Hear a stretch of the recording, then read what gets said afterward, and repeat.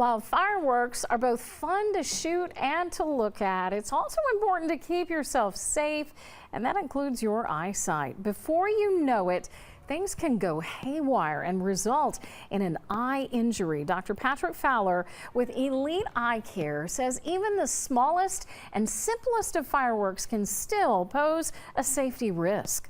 An explosion or thermal burn or fire. One thing we always talk about is sparklers. You know, even children use sparklers. Fowler recommends using safety glasses if you have your kids around fireworks.